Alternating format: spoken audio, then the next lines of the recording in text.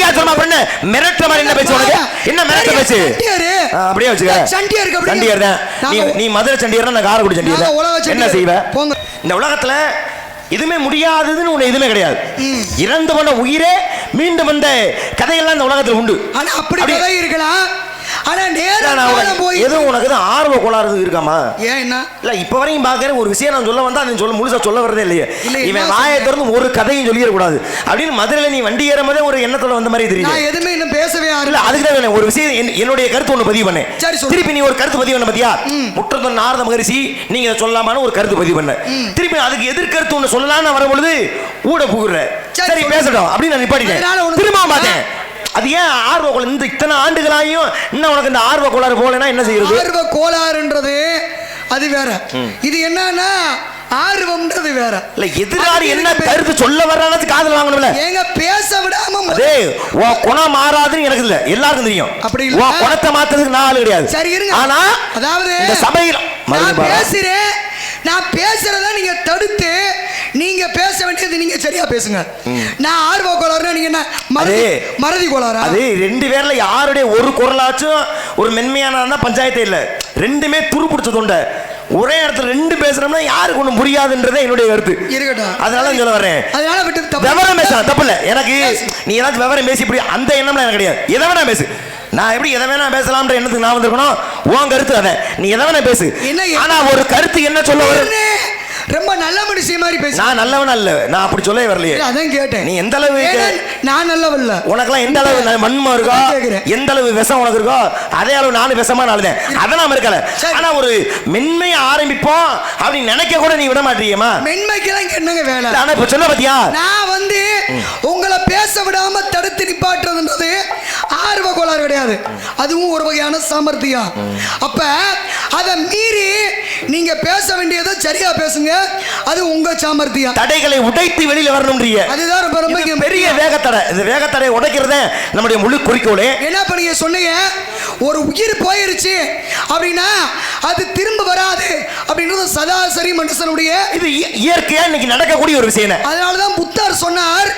ஏன்னா புத்தர்கிட்ட போய் ஒரு பெண்ணு சொன்னாங்களா, என் குழந்தையை எப்படியாவது உயிரிழப்பு கொடுத்துருங்க, இறந்து போச்சு அப்படின்னு போது அவர் சொன்னாலே இறப்பு என்பது மாற்ற இயலாத ஒரு விஷயம், என்னால் முடியாது அப்படின்னாரு. இல்லை சாமி, நீங்கள் எப்படி பெரிய ஆள், உங்களால் முடியாத ஒரு விஷயமா அப்படின்னும் போது, சரிம்மா சாப்பிடாத வீடு இருந்தா அந்த வீட்டில் போய் இப்படி சாம்பல் வாங்கிட்டு வா, உன் பிள்ளைய உயிர் எழுப்புறேன் அப்படின்னார்.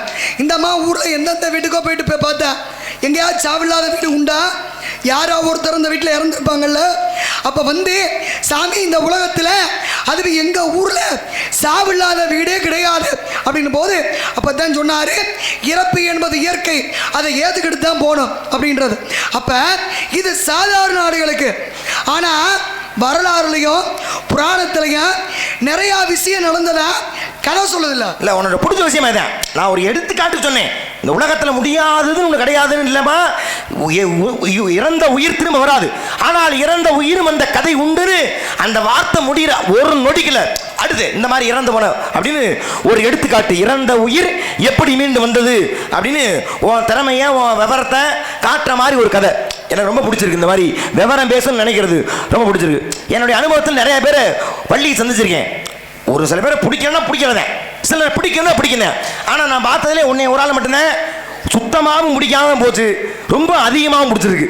ஒரு தொழிலாளியா உன்னை பார்த்தா உன் அறிவுத்திறமையை அதை யாரும் மறுக்க முடியாது. உன்னுடைய திறமை மீது எந்த மாற்று கருத்து இல்லை, பிடிச்சிருக்கு. ஆனால் மேடையில் உன்னை கண்டாவே என்னன்னு தெரியல, அவ்வளவு எரிச்சதாக வருது. அது என்ன இயற்கை நீதியா இது என்ன தெரியல. அப்படித்தான் இருக்கும். ஆனா தொட்ட உடனே எட்டி பிடிச்ச பாத்தியா, இறந்து போன உயிர் மீண்டு வந்தவன். ஏன் ராமாயணத்தை அரங்கேற்றம் பண்றதுக்கு கம்பர் முதல்ல போறாரு எங்க அப்படின்னா தில்லைன்ற சிதம்பரத்துக்கு. அங்கே பாம்பு கடித்து ஒரு சின்ன பையன் இறந்துடுறான். இறந்த அந்த சிறுவனை 3 கவிகள் பாடி மீண்டும் உயிர்ப்பிக்கின்றார் கம்பர். குழந்தையோட உயிர் பிரிஞ்சிருச்சு. ஆனா பிரிந்த உயிரை 3 கவி பாடி மீட்டு வந்த பிறகுதான் ஸ்ரீரங்கத்துல அரங்கேற்றம் பண்ணாரு. ஏன் அங்கே இறந்த உயிர் திரும்ப வரலையா? அப்படி பார்க்க போனீங்கன்னா ஞான சம்பந்தராகப்பட்டவர் இன்னைக்கு இருக்கக்கூடிய சென்னை மயிலாப்பூர் அப்படின்ற இடத்துக்கு போனார். அங்க பூம்பாவை என்று சொல்லக்கூடிய ஒரு சிவநேச செட்டியாருடைய பிள்ளை, அந்த அவருடைய மகள் இறந்து போயிட்டா, அங்கே அஸ்தி வச்சிருந்தார். வாங்க ஞான சம்பந்தரே, உங்களுக்கு தான் என் மகளை கட்டி கொடுக்கணும்னு ஆசைப்பட்டேன், ஆனா அரவம் என்ற பாம்பு தீண்டி என்னுடைய பெண்ணு இறந்து போயிட்டா அப்படின்னு கொடுக்கும்போது அங்கே ஞான சம்பந்தர் சிவனை நினைத்து பாடல்களை பாடி பூம்பாவையை, அதுவும் அஸ்தியா இருந்த பெண்ணை உயிரிழப்பினாரு அப்படின்னு வரலாறு சொல்லுது. அப்ப இங்க செத்து போன பெண்ணு உயிரோட ஏன் மதுரையில நீ மதுரைக்கார தானே, மதுரையில சிவலிங்கம் சாட்சி சொன்ன கதையும் பொய்யும் ஒரு பாடல் வரிய உண்டு. ஏன் அரதனகுப்தனுடைய தங்கச்சி மக ரத்னாவளி என்ற பெண்ணை அழைத்துக்கிட்டு வரும் பொழுது இவன் பாம்பு கடிச்சு செத்துறான். பாம்பு கடித்து இறந்த இவனை உயிர்ப்பிக்கணும்னா நீ இவனை கல்யாணம் பண்ணிக்கணுமான்னு வாக்கு கேட்கிறாரு ஞானசம்பந்த பெருமான். சரின்னு ஒத்துக்கிட்டாச்சு, கல்யாணம் பண்ணிக்கிறேன். இங்க வந்து பார்த்தா பிரச்சனை, நீ திருமணம் பண்ணதுக்கு யார் சாட்சின்னு கேள்வி வருது. அதனால தான் திருப்புறம் பயம்ன்ற ஸ்தலத்தில் இருந்த அந்த சிவலிங்கம், வன்னி மரம், கிணறு மூன்றுமே வந்து மதுரைக்கு சாட்சி எழுதிடான். அப்ப அரதனகுப்தே பாம்பு கடிச்சு செத்துட்டான், செத்து அவன் உயிர் மீண்டு வரலையா? அப்படி பார்க்க போனீங்கன்னா இன்னைக்கும் மதுரையிலே மீனாட்சி அம்மனுடைய ஆலயத்தில் அந்த சொக்கர் சன்னதியை சுற்றி வரும்போது அந்த கிணறு, வன்னி மரம் எல்லாமே அடையாளத்துக்கு நீங்க சொன்ன கதையின்படி இன்றைக்கும் வைக்கப்பட்டிருக்கு. அப்படி பார்க்க போனீங்கன்னா சுந்தரமூர்த்தி நாயனார் இருக்கார்ல, அவர் கூட ஒரு முறை அவிநாசி போகும்போது அங்க அந்த ஆற்றுக்குள்ள இருந்த முதல ஒரு சின்ன பையனை முழுங்கிருச்சு. முழுங்கின முதலைய மீண்டும் சுந்தரர் சிவனை நினைத்து பாடல் பாடி செத்து போன அந்த சின்ன பையனை உயிரோட எழுப்பினார்ல, இப்படியும் கதை உண்டு. மகாபாரத கதையை கூட பார்பரி என்று சொல்லக்கூடிய அவன் 3 அம்புகளால மகாபாரத போரை வெற்றி கொள்வேன் வந்தான். ஆனா வந்து அவனால அதை செய்து காட்ட முடியல. எனக்கு கண்ணபுரமாத்தோட சூழ்ச்சியினால அவன் உயிர் பிரிக்கப்பட்டது. அவன் உயிர் பிரிந்தாலும் கூட பீமனுடைய வேண்டுகோளான இறந்த அவனுக்கு மீண்டும் உயிர் கொடுத்து மகாபாரத போரையே மொத்தமா பார்க்க வச்சானே. ஏன் அங்கே நடக்கலையா? அப்படி பார்க்க போனோம்னா சாதாரண ஒரு விஷயம், எல்லாத்துக்கும் தெரிஞ்ச விஷயம்.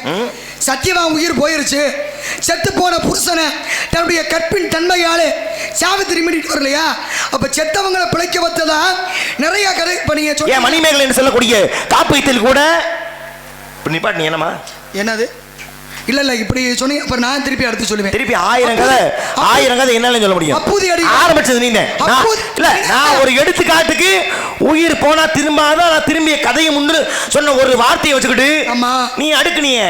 அப்புறம் நீங்க சொன்னீங்க, அப்புறம் நான் அப்ப நீ அடுக்குனா உன் வாயை பார்த்துக்கிட்டு அடடா வள்ளினா அற்புதமா கதை பேசுறாரு, நம்ம கதையை கேட்போம் அப்படின்னு கேட்டுக்கிட்டு இருக்கணுமா? அதுக்காக நீங்க பேசி முடிச்சீங்கன்னா அடடே பாவம் நல்ல மனுஷன் இவர் பேசி முடிக்கட்டும் அப்படி நான் விட்டுருவேனா? அதே தான் நானும் சொல்றேன். நான் இதைத்தான் பேசணும், இதை பிடித்தான் பேச. எனக்கு நீ சட்டம் போடக்கூடாது. முடிவு நீங்க எதனால ஆரம்பிங்க, முடிவை நான் தான் பண்ணுவேன். அதுதான் இங்க நடக்கும். நடக்காதேமா, பகல் கனவு வேணா நீங்க கண்டுக்கலாம். சரி, முடிவை நம்ம எழுதி போடலான்னு நீ ஒருவேளை கனவு கண்டுனா முடிச்சுக்க. வாழ்க்கையில எப்போது நடக்க போறது இல்ல. இன்னைக்கு வரைக்கும் பாக்குறீங்க, நான் என்ன சொல்றேன்னா நான் சொல்றது மட்டும் தானே செய்யறேன். அப்படியா?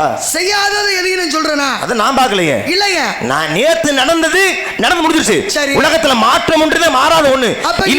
நேத்து நடக்கலன்றதுக்காக நாளைக்கு நடக்காதுன்னு நீ திமிர் கொண்டு ஆடாத. அத நாளைக்கு நடக்க விடாம வச்சுக்கிறது நம்மளுடைய சாமர்த்தியம், நம்ம திறமை. அது திறமை இருந்தா நீ அதை பண்ணி காட்டு. சரிப்பா, எனக்கு பிரச்சனை இல்ல. என்ன சொல்றீங்கப்பா? நீ என்ன சொல்றப்ப ஒரு விஷயம் தொட்டா ஒரு விஷயம் நான் தொடுவா, நீ வந்து கதை பேசுவா, திருப்பி நான் பேசக்கூடாது. நீங்க அப்படியே நிப்பாட்டிக்கிறீங்கன்னா அப்புறம் நீ கதை சொல்றப்ப மட்டும் இனிச்சு. செத்து போனவங்க நிறைய பேர் பிழைக்க வச்சதா கதை உண்டு. சரி, இப்ப சொக்கரை பத்தி சொன்னீங்க.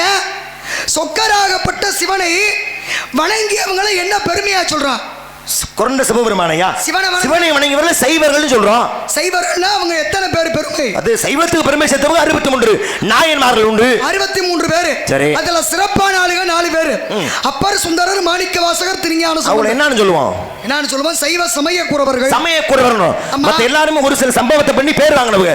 ஆனா இந்த 4 பேரும் ஒவ்வொரு ஆலயமாக சென்று அந்த சமயத்தின் பெருமையை உலகரே செய்ததால அவர்களை சமய கூறவர்கள் சொல்றோம். சரி, நான் கேக்குறேன் உங்களை, அப்பர்னா யாரு? அது திருநாவுக்கரசர். திருநாவுக்கரசர் பிறந்த ஊர் எது? ஞான சம்பந்தர் பிறந்த ஊர் எது? சுந்தரர் பிறந்த ஊர் எது? இன்னும் நல்ல கேள்வி. சமய குறவர்கள்னு தொட்டுட்டு அவர்கள் பிறந்த ஊர் எது அப்ப ஒரு மேலோட்டமா இறங்கிட்டு திருப்பி உள்ள நீ குதிக்கிற, ஆமா. அப்படிதானே வள்ளி நாயகம்? எங்கிட்டும் இப்ப நீ கேட்கறதுக்கு எனக்கு ஒரு சம்பந்தம் இல்ல, கதைப்படி. ஏன்னா நெத்தியில நான் போட்டுருக்குது ராமா, ஆனா அவங்க என்ன நெத்தியில போட்டாங்களோ அதைத்தான் நீ போட்டு வந்து நிக்கிற, ஆமா. அப்படிதானே? அப்ப நியாயமா அதுக்கான முழு பொறுப்பு வாண்டதா இருக்கு. சம்பந்தம் இல்லை. இப்ப நம்ம சொன்ன மாதிரி மத்த எல்லாருமே ஒரு சம்பவம். இப்ப மனைவியை விட்டு கொடுத்து பெருமை சேர்த்தாரு இயற்பைய நாயனார், பிள்ளைக்கறி கொடுத்தாரு சிறு தொண்டர், இப்படி எல்லாருமே ஒரு சில கதையை வச்சு பேர் வாங்கினவங்க. நான் முன்னாடி சொன்ன மாதிரி இவங்க 4 பேரும் ஒவ்வொரு ஆலயமா போய் பாடல் பாடினவங்க. ஒத்துக்கிறியா? ஆமா. என்ன பாடல் பாடினாங்க? என்ன பண்ணாங்க? தேவாரம் பண்ணாங்க.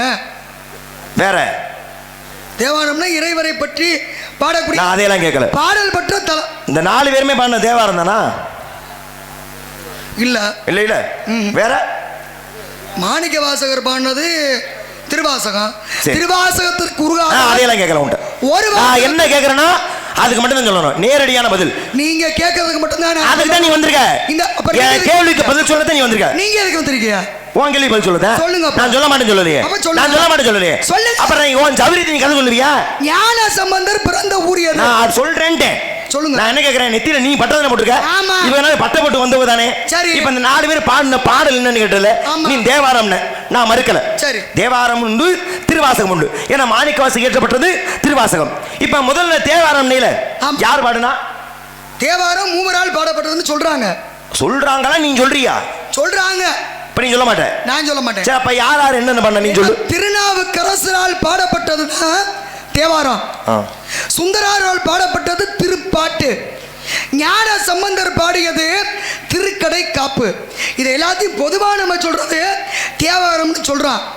ஆனா ஒவ்வொருத்தர் பாடினதுக்கும் ஒவ்வொரு தலைப்பு பேர் இருக்கு. ஏன்னா மொத்தம் 12 திருமுறைகள் உண்டு.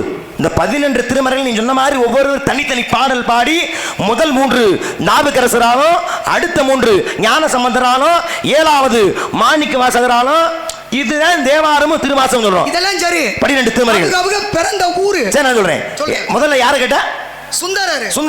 சுந்தர பெருமான கேட்ட. சுந்தர பெருமான் பிறந்தது திருநாவலூர் என்ன சொல்லக்கூடிய ஸ்தலத்துல பிறக்கிறார். அடுத்து யாரை கேட்ட?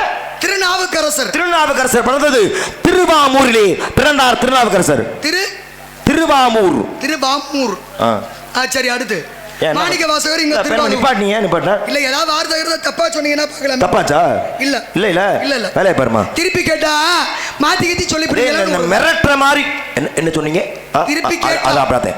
இந்த உருட்டெல்லாம் நான் வச்சு செட்டை உடிச்சு இப்படி உடிச்சு ஞான சம்பந்தம் என்ன நிப்பாட்டின கேக்குறது? நான் வச்சு பொறுச்சு அப்பா சொன்னா நீ அப்பா என்ன வேணா பேசு, அதை ஏத்துக்கிறேன். சரியா? சரியா சொன்னா பண்ண மிரட்டுற மாதிரி என்ன பேசு? உனக்கு என்ன மிரட்ட பேசு?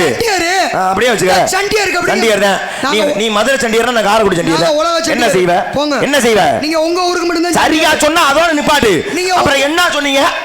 உங்க ஊருக்கு மட்டும் நீங்க சண்டியர் பாரு. எல்லா ஊருக்கும் நாங்க சண்டியர். இப்ப சுந்தரன் சொல்லிட்டல. ஆமா. திருஞான சம்பந்தர் சொன்னல. சொல்லல. யாரு?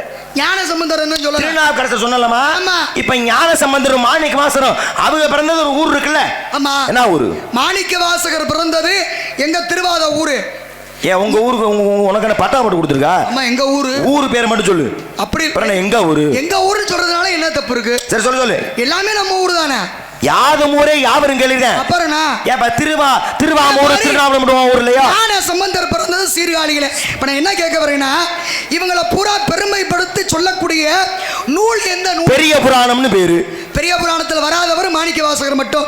அது வேற கதை. இப்ப நான் என்ன கேட்கிறேன்னா, இந்த 63 பேருடைய கதையை சொல்லக்கூடியது திருத்தொண்டர் புராணம் அல்லது திருத்தொண்டர் தொகை என்று சொல்லக்கூடிய பெரிய புராணம். அதுக்கு 13ஆம் திருமுறை. என்ன ஏற்கனவே சொன்ன மாதிரி மொத்தம் 12 திருமுறைகள் எழுதுனது நிறைய பேர் எழுதியிருக்காங்க. ஆனால் சேக்கிழார் எழுதிய இந்த தொண்டர்களை பற்றிய கதையும் ஒரு திருமுறையாக ஏற்றுக்கொள்ளப்பட்டு 13ஆம் திருமுறைன்னு பட்டம் வாங்கினது. எப்படி ஏற்றுக்கொள்ளப்பட்டாலும் பெரிய பக்தர்களுடைய பெருமையான விஷயங்களை சொல்வதால தான் அதுக்கு பேரு பெரிய புராணம்னு. படிச்சிருக்கியா நீ? இப்ப நான் உங்களை கேட்கிறேன் முதல்ல. ஏன் முந்திரிய? ஏன் முந்தல? ஏன் உனக்கெல்லாம் ஆர்வம் இருக்கும்போது இன்னைக்கு எனக்கு ஆர்வம் கேட்டா மட்டும் உனக்கு கசக்குதா? ஒரு ஆர்வம் இருக்கிறதுலயுமா போட்டி பேசுறதுல. சரி, நான் படிச்சிருக்கேன். நீ படிச்சிருக்கீல? அப்புறம் நான் படிச்சிருக்கேன். படிக்காம பேசுறேன். சரி, நான் படிச்சிருக்கேன். சரி, பெரிய புராணம் இருக்கு. பெரிய புராணத்துல எல்லா சிவனடியார்களும் ஒற்றுமையாகத்தானே இறைவனை வழிபட்டாங்க. யாரை கேக்குற? எல்லா சிவனடியாரும். எல்லாருமே யார்? ஏமா ஒரு புள்ளியில இணைய. இப்ப ஒருத்தர் யாருன்னு தெரியாது. இவருக்கு அவரை தெரியாது, அவருக்கு இவர் தெரியாது.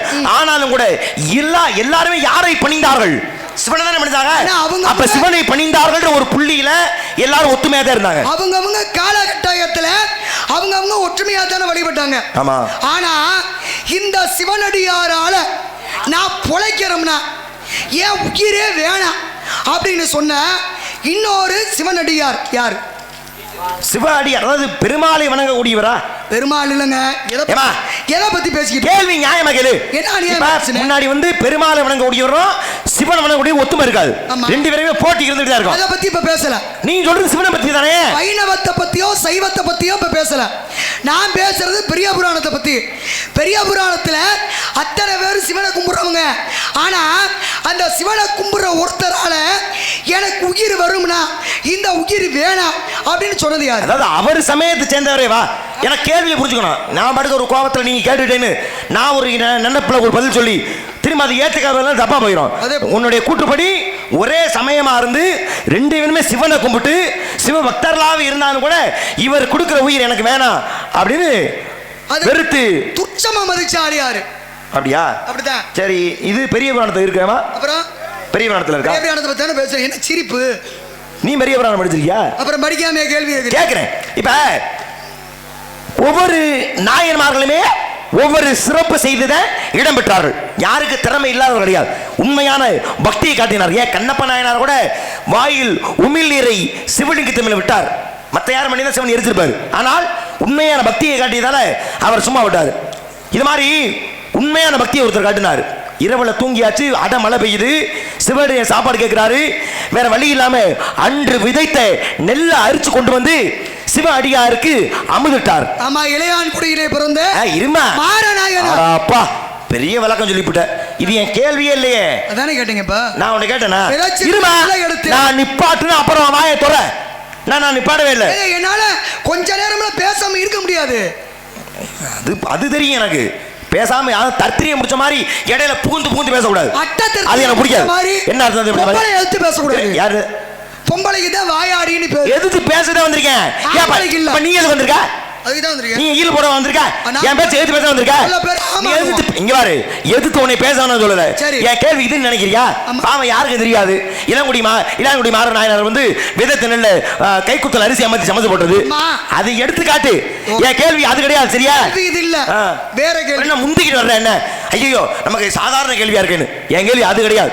எப்படி இளையான்குடி மாற நாயனார் அன்று விதைத்த நெல்ல அரிச்சு கொண்டு வந்து சிவனுக்கு அமுது படைத்தாரோ அதுபோல ஒரு மிகச்சிறந்த நாயனார் மாவு. என்ன மாவு? உளுந்து மாவு.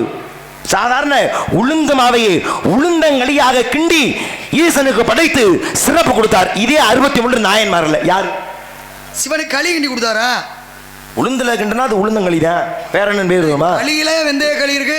எந்த தானியத்துலனாலும் களி செய்யலாம். நான் அத சொல்லது தானியத்துல. நான் உளுந்துன்னு சொல்லிட்டேன்ல. களி கிண்டி கொடுத்திருக்காரு. ஆமா, அதான் சிவனுக்கு களி கிண்டி கொடுத்தவரா? அப்ப விதைத்த நெல்லுனா தப்பிக்கிட்டு வந்து மாறன பதில் சொன்ன. ஏன் இப்ப கேட்டதுக்கு அப்புறம் அவ அதுலயா அது சிவனுக்கு கிண்டி கொடுத்தாரா? ஏன் இப்படி தயக்கம்? அதெல்லாம் ஒண்ணும் இல்லையா? இல்ல இல்ல, அதெல்லாம் பட்டுன்னு அடிச்சு விட்டுருவோம். அடிக்கிற மாதிரி தெரியலையே. ஏன்னா சிதம்பரத்தில் நடந்த கதை. சேந்தனார் அப்படின்னு ஒருத்தர் அடிச்சிட்டமா தானே? அந்த சேந்தனார் என்று சொல்லக்கூடியவர் சிதம்பரத்தில் பிறந்தார். சிதம்பரத்தில் இருந்தார். சரி, சிதம்பரத்தில் இருந்தார். பிறந்த ஒரே சேந்தனார் ஆகப்பட்டவர் என்ன பண்றார் அப்படின்னா, சிவனடியார்கள் யாரு எதை வந்து கேட்டாலும் இல்லைன்னு மறுக்க மாட்டார். அப்படி மறுக்காமல் தரக்கூடிய வல்லமை படைத்தவரே அவரிடத்திலே அன்னைக்கு ஒரு சிவனடியார் வந்தார். வந்த சிவனடியாரிடத்திலே என்ன வேணும் அப்படின்னு போது பசிக்குது அப்படின்னார். வீட்டில் ஒன்றும் இல்லை, கொஞ்சம் சிறிதளவு தானிய மாவு இருந்தது. அவர்கிட்ட இல்லை அப்படின்னு மறுக்க முடியாமல் அந்த மாவை வச்சு களி கிண்டி கொடுத்தார். அப்படி களி கிண்டி கொடுத்து வாங்கி சாப்பிட்டு மிச்சம் இருந்த களியும் கொண்டுட்டு போனார் வந்த சிவனடியார். காலையில் அங்கே சிதம்பரத்திலே ஆலயத்தை திறந்து பார்க்கும்போது அந்த ஆலயத்திலே சாமிக்கு பக்கத்தில் களி சிந்தி கிடந்துச்சான். என்னன்னு புரியல அவருக்கு. அப்ப புரியாம அர்ச்சகர்கள் மன்னரிடம் தெரிவிக்கும் போது மன்னருடைய கனவிலே சிவன் வந்து சொன்னாரு, அவர் தான் சேந்தனாரு. அந்த சேந்தனார் களி கிண்டி கொடுத்த நாளைத்தான் இன்னைக்கு மார்கழி மாதத்திலே திருவாதிரை அப்படின்னு சொல்றோம்.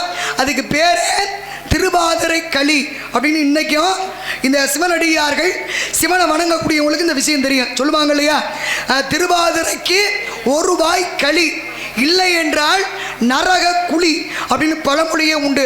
அப்படி அந்த திருவாதிரை அன்றைக்கு சிவனுக்கு களி படைத்த நாயன்மார் யாரு அப்படின்னா 63 பேர்களிலே சேந்தனார் என்று சொல்லக்கூடியவர் தான் சிவனுக்கு களி கிண்டி கொடுத்து பெருமை அடைஞ்சவர். இது ரொம்ப பெரிய கதை. ஆனா இவ்வளவு தூரம் சுருக்கமா புரியுற மாதிரி சொன்னதே பெரிய சேர்ந்தேன். அவர் வந்து திருப்பல்லாண்டுன்னு ஒன்று பாடி ஓடாத தேரைய ஓட வச்சார். கிளை கதைகள் நிறைய வரும். ஆனா எனக்கு தேவை களி கிண்டி கொடுத்த பிறகுதான் திருவிழாவின் போது ஓடாத தேரை மன்னர்கிட்ட சொல்லி இவர் வந்தா தான் ஓடும் அப்படின்னு போது ஓட வச்சார். ஏன்னா சேந்தனார்னு தெரிஞ்சிருச்சு. சேந்தனார் யாரு, அவருடைய சிறப்பு என்னன்னு யாருக்கும் தெரியல. அப்ப அவர் சிறப்பை உணர வைப்பதற்காக ஈசன் தனியே பதில் நான் சொல்லிட்டேன். நான் உன்னை இரு, நான் உன்னை பாராட்டல. ரொம்ப பெரிய கதமா நீ இதையெல்லாம் சொல்லாம சொன்னேன்னு பாராட்டுறேன். அதோட நிப்பாட்டாம நீ தான் குறுக்க விழுந்து அதுக்கு முன்னாடி இது நடந்ததுன்னு சொல்ற. நான் அதை மேற்கோள் காட்டினா உனக்கு பிரச்சனை. எது விடுமா, சேந்தனார் தானே அவரு. ஆமா, சேந்தனார் தானே உளுந்தங்களி கொண்டு கொடுத்து அவருடைய கதையிலே களி கொண்டு கொடுத்தாரு, ஓடாத தேர ஓட வச்சார். இது விளக்க, இதை விட்டுருங்க. அடுத்து ஒரே சமயத்துல நான் என்ன கேட்டேன், இவர் கொடுக்கிற உயிர் எனக்கு தேவையில்ல. நீ ஒரு உயிர் எனக்கு கொடுத்தேன்னா அந்த உயிர் எனக்கு வேணாம். நானே கழுத்து அறுத்து நானும் செத்துருவேன். மனசார சொல்ற மாதிரி சொல்றாரு. மனசுல இருந்து சொல்றேன். வெறுப்பு கதையில பேரை கேட்டா வெறுப்பு, பார்த்தா என்ன வெறுப்பு. அப்ப அவர் பேரை கேட்டாவே அவருக்கு மிகப்பெரிய ஒரு எண்ணம். 2 பேருமே சிவ அடியார் தான். சுந்தரரும் அடியார் தான், இவரும் அடியார் தான். ஆனா ஏன் இவர் மேல இவ்வளவு கோபம்னா, சுந்தரருடைய முதல் மனைவி பறவை நாச்சியார், 2வது மனைவி சங்கிலி நாச்சியார். இப்ப முதல் மனைவிக்கு தெரியாம 2வது கல்யாணம் பண்ணிட்டார். சூழ்ச்சியின் காரணமாக திரும்பவும் கண்ணு குருடாயிருது. மீண்டும் தன் முதல் மனைவி தேடி வர்றாரு. வந்தா முதல் மனைவி பறவை நாச்சியார் கடும் கோபத்தில் இருக்கா. அப்ப கடும் கோபத்தில் இருக்கவரை எப்படி சமாதானப்படுத்த தெரியல. தெரியாம என்ன பண்ணாராம், எம்பெருமான் சிவபெருமானையே தூது அனுப்புறார். போய் எனக்கா நீ தூது போய் சமாதானப்படுத்துமான்னு.